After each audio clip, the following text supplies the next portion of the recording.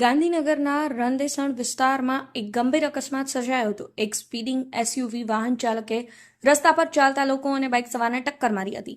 આ ઘટનામાં 65 વર્ષીય હંસા રોહિત વાઘેલા અને 63 વર્ષીય નીતિન પ્રતાપ વાસાનું ઘટના સ્થળે જ કરુણ અવસાન થયું હતું।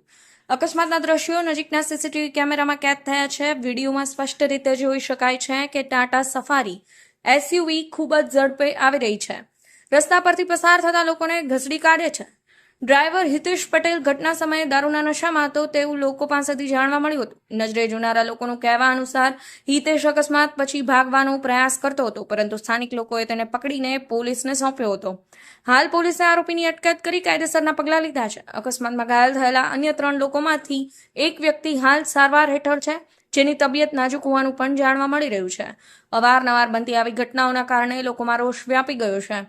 આવા ઝડપથી વાહન ચલાવી અકસ્માત સર્જનારા લોકો સામે કોઈ ચોક્કસ નિયમોના આધારે કડક કાર્યવાહી કરવામાં આવે તેવી પણ લોકમાંગ ઉઠવા પામી છે। એમને એક્સિડન્ટ થયો અને ત્યાં ઓફ થઈ ગયા એટલું અમને જાણવા મળ્યું છે, પણ અમે નહીં કલ્પી જ નહીં શકતા કે આ વસ્તુ થઈ હોય। અમારા માનવામાં જ નથી આવતું, અને જેણે આ વસ્તુ કરી છે એને તમે આગળ લાવો ને એને કડકમાં કડક સજા આપો, બસ બીજું કશું જ નહીં જોઈતું। એમના 2 છોકરા નોંધારા થઈ ગયા, બે છોકરાઓ મમ્મી વગર રહી નહીં શકતા એ લોકો।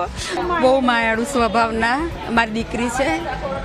એમના ઘરમાં સવારમાં નીકળ્યા અને મંદિરે જવા નોકરી જતા હતા ને અચાનક આ રીતનું એ કરી દો। હું તો કહું છું આ લોકોને કડકમાં કડક સજા થવી જોઈએ। 108 થી 3 પેશન્ટ આવ્યા છે, એમાંથી 2 બ્રોડ ડેડ પેશન્ટ છે અને એકની કન્ડિશન સ્ટેબલ છે। એને સીટી સ્કેનમાં લઈ ગયા છે। થોડું પેશન્ટ ડિસઓરિએન્ટેડ છે અને ટ્રીટમેન્ટ સ્ટાર્ટ થઈ ગઈ છે। 2 પેશન્ટના પીએમ માટે અમે પીએમ રૂમમાં મોકલ્યા છે। Doctor Shweta under guidance of FM department PM થશે।